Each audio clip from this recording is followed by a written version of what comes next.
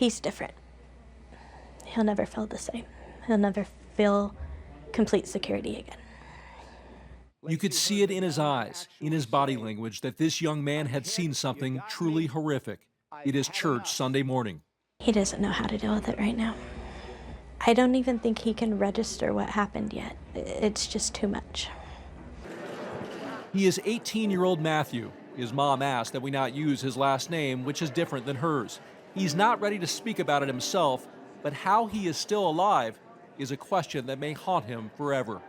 There were people being shot around him. Yes. And then at a certain point, the shooter singles out him. Yes. Is that correct? Yes. What did the shooter do? The shooter asked him to give the police something, and that if he did, he would live.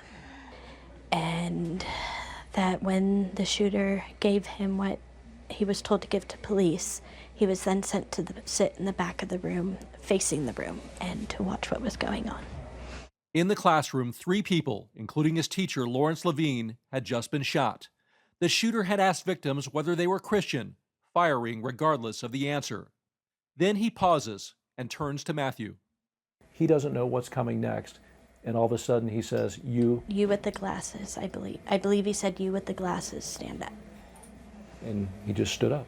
He stood up and he said at that time he felt that was it.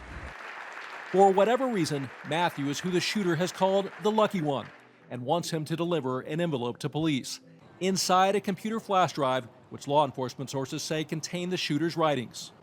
Matthew said that he froze. He didn't make a single move. He was afraid to look away, that if he did anything to make the shooter notice him, that he would be shot. So he just sat there. He's sitting there watching the shooter execute people. Yes.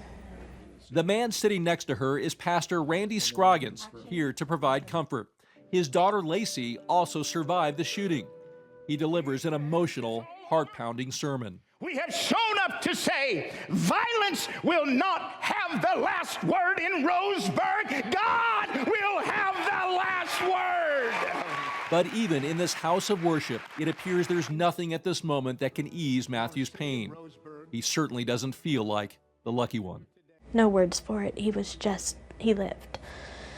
And for that, he feels guilty.